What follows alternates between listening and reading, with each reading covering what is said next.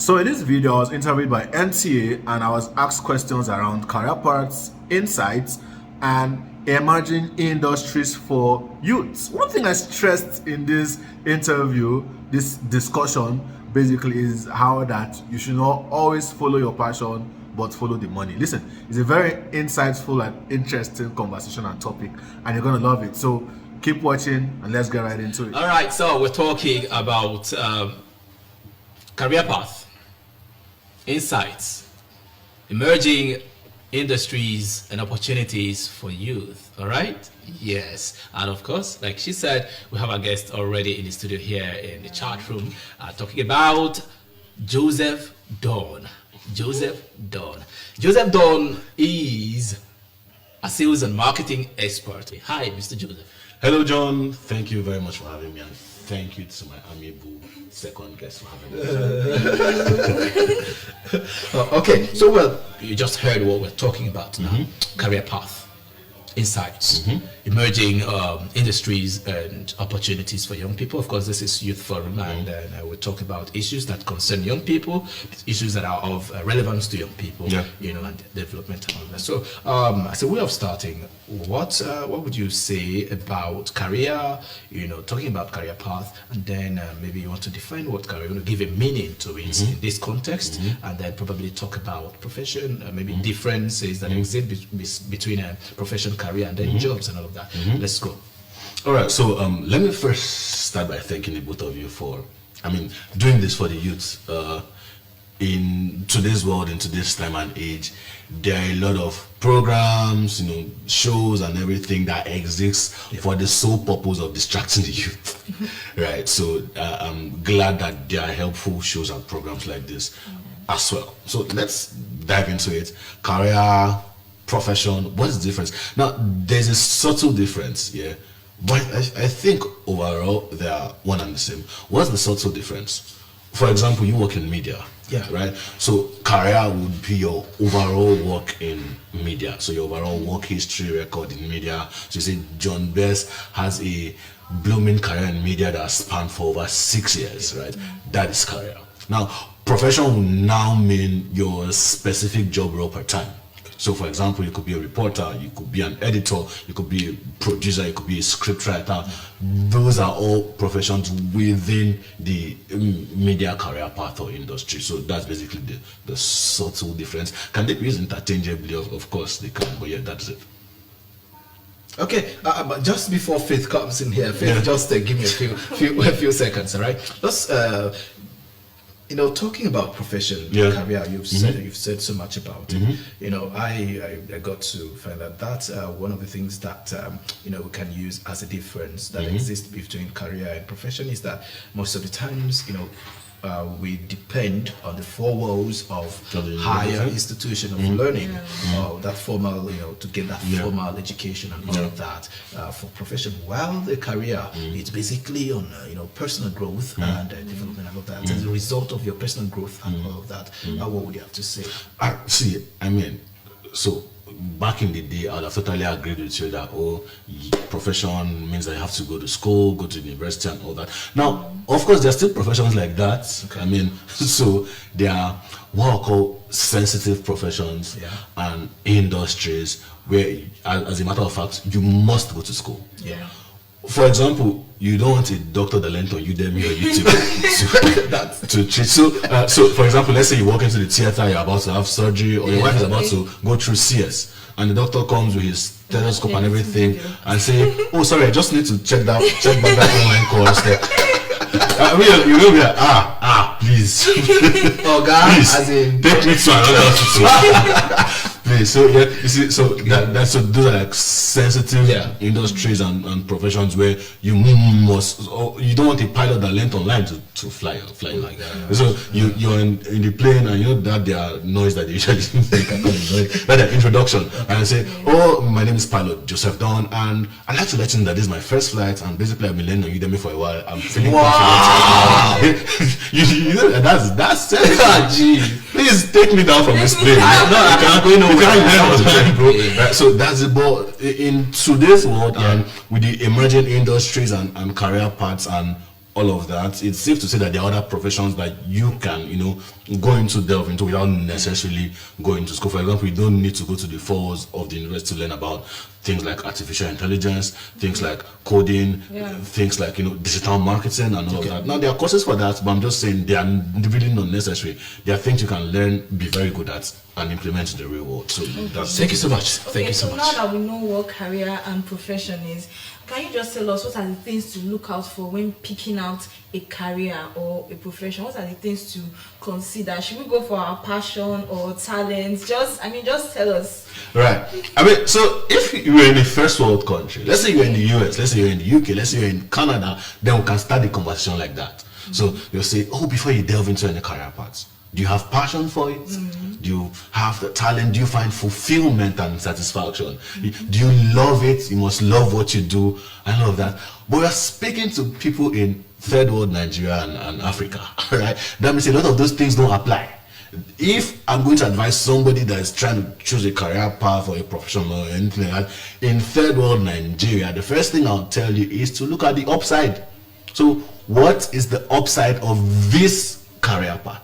So for example, if you're in the abroad, people can just come and say, I want to be a teenage coach. I want to coach teenagers. I found fulfillment and satisfaction. They have everything working together for them in that country. If things go wrong, things go to zero, they can depend on their government for support and all of that. It is not this thing here, you're going to live under the bridge. Right? Good. So you want to see, does this have a very good upside? What is the upside potential? How much money are people in the industry making? That's why you see a lot of people tilting towards tech today. Because it's somebody that comes from totally zero, a nobody, and then you come into tech, and in 2-3 years, you're already doing like $5,000, $10,000, $15,000 per month, and all of that 5 years, 10 years time. Is that the upward trajectory is high? You see a Shola of Paystack and Ezra sell their company for $200 million. You see that the trajectory is high as opposed to doing any other random thing. Now, when you have first considered this, then you can start considering other things like, do you have the time for it? Do you have the passion? But all those things to me are secondary. I don't even, my opinion, and this is my opinion by the way, I don't even think that you should love what you do, quote unquote, especially if you're just starting out. I think you should consider. Are you serious? I think you should consider the upside. First of all, the upside. Now, when you're talking, let me know that upside. Exactly. What are these upsides? Are you talking about? I'm talking about the benefits. Let's even bring home the financial benefits. Mention is there money inside? So, for example, okay, I have a choice to either learn shoemaking or learn something like high ticket closing. I will consider what's the upside with shoemaking in third world Nigeria. What's the upside with high ticket closing? In high ticket closing. Okay, now thank you. You've established that fact. But I want to ask you, yes, please, Joseph. This is it. Are you saying absolutely that I should not go into what I love?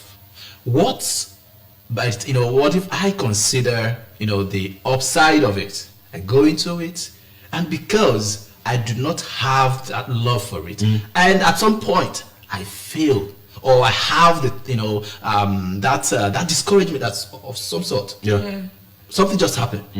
Don't you think that if I don't have love, I don't have personal interest and love and passion for that thing, don't you think I'll drop out? So there's a thing like that. But again, we are talking about third world Nigeria and Africa, right?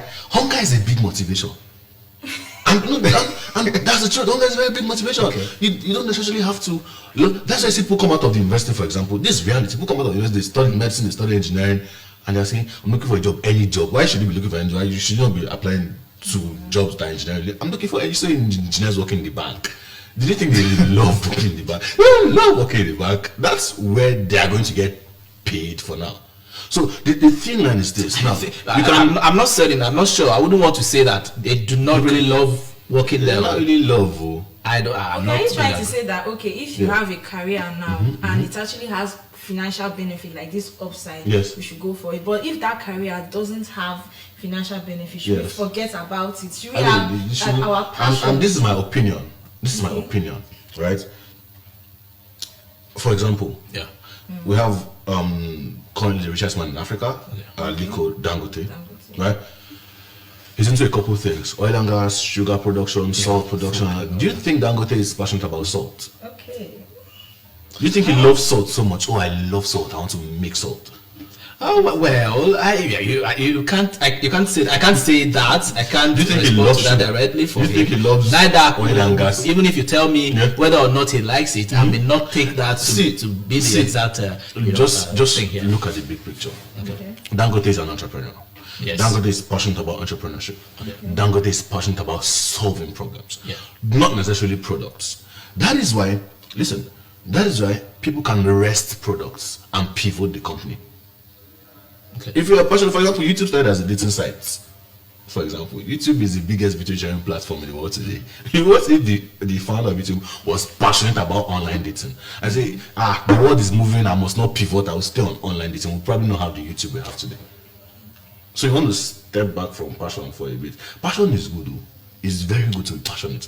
But what I like to tell people in third world Africa and Nigeria is that you should be passionate from a place of comfort. You can now follow your passion later. Oh, I've joined this career path, I've made money. I used to have interest in baking before. Okay, I can now put money inside there. Let us do something that brings us fulfillment. But eat first.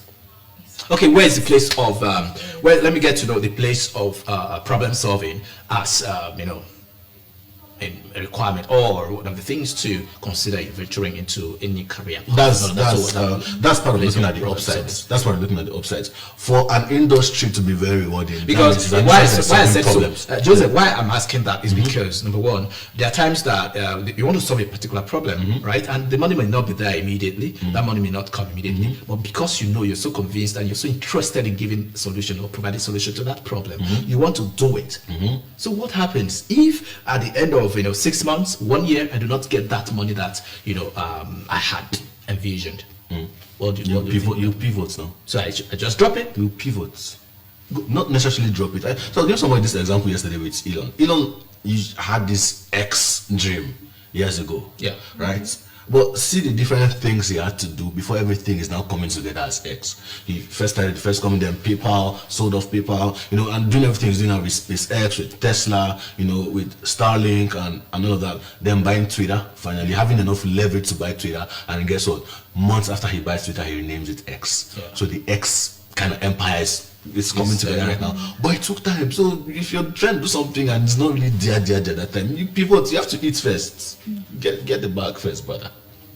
And this is my opinion, by the way. Sure, definitely. Faith, I think Faith wants to ask. Is it actually about pivoting on patience? Because there's actually some skills that you just need patience. You can't just expect that high income in just 1 year or 2 years. But maybe when you get at it for like 3, 4, 5 years, you will see that income or that outcome that you want from that business. Patience, faith, hope, and all of that, right? Will work very well when you have seen this career path, when you have seen this industry, and when you have seen that it's a very rewarding industry. Let's give it. So, for example, you want to work in tech, for example. I'm not telling you that if you start working in tech day one, you start making $10,000 per month. Okay. But there are people making $10,000 per month in tech. There are people making $10,000. So that is where patience now comes in. Oh, you are sure you have seen the blueprint already. Oh, this person is working in tech. This. You have a lot of examples to hold on to. Oh, that means it can happen for me too. I have to just get better. I have to be patient, wait for opportunities, take them when they come, and all of that. So that's the place of patience. But I also be patient in an industry where you are very uncertain. I mean. See, it's good to risk and all of that. Risks are very, very rewarding. But again, I'm speaking with the context of third world Nigeria and Africa. Do something that is sure. Okay, let's talk about just before we wrap up. So let's talk about some of these career paths. I mean, some of these careers that these young people like us could actually go into, especially in these emerging industries that young people can go into. There are a lot of them. I mean, so for example, in the digital marketing space, there are a lot of different professions as well, differentiated inside of the marketing and digital marketing space. There are people that are funnel building specialists. There are people that are media buyers. For example, media buyers are people that run Facebook ads, Instagram, YouTube, Spotify, and all of those ads. Those are media buyers, right? Take the blockchain space, for example, that's been hot, of late. There are different, career paths inside of the blockchain space, right? So, for example, you can be a blockchain developer, right? You can be a community manager inside of that. You can be a trader. You can be an investor. There are a lot of things you can do inside of that ecosystem, right? You can be a high ticket closer. you can. There are a lot of things you can do today. You just need to pay attention. You can be a freelancer, so I can learn simple things like maybe data entry, maybe like coding, maybe like funnel building, email marketing, and then I leverage these freelance platforms to start working with people that need these skills and get paid for it. So there are different things like that people could consider. Okay, so these skills and careers are obviously not, they can't be learned in school. So where exactly can we learn this? No. Free ad. I run a company called Kaizen Digital Academy. And what we do basically is to teach people a lot of all these skills, from coding to digital marketing to closing, to a lot of these skills that you can now offer on these places, right? The website is kaizenacademy.co. Now, if you don't, of course it's paid, right? But if you don't want to pay for it, there's YouTube. YouTube is a free university. You can just go there and type anything you want to learn. I want to learn coding. I want to learn, graphic design. I want to learn any of these things. And as long as you're patient enough to go through the process and all of that, then there are ways. See, these things are available within reach. I think that people are not just inquisitive enough. People are not curious enough, basically. I think I like all of these you've just stated, and it's amazing to know that. Yes, we don't necessarily need to go through the 4 walls of the university to become, whoever we want to be. Yeah, I have not said that going through the 4 walls of the university is bad. Just to establish that, right? Somebody came to me last week and the person's like, "Oh, I just finished secondary school. I started learning this business. I started doing this and doing this. I'm really getting a hold of it now. And my question to you is, do you think I should still go to school?" And then those questions are tricky. And then I pause and I ask the person, "How old are you?" And she said 18. I said, "Go to school." Go to school is your time. Go to school. Or the highest you do 4 years, by 22 you'll be out. You have time to do whatever you want to do, but go to school. Especially in third world Africa and Nigeria, please go to school. You need it. Just tell us what advice you have in summary. If you ask me for my last words and advice for people out there, I would give you a word of the great philosopher Lai Wasabi. And it says, without information you are just scrolling, but information makes you fly. That is why we say info, info. So basically, information.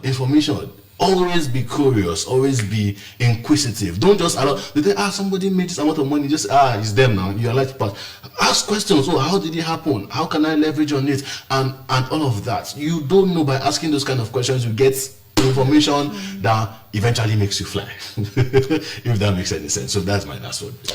It really does, make sense here. Thank you so very much, Joseph Don. I told you earlier that Joseph Don is a sales and marketing expert. Anything sales, anything marketing, you just know that you've got Joseph Don to handle everywhere. Please go search him. Facebook, YouTube. He's actually a YouTuber right now. Please subscribe to my YouTube channel.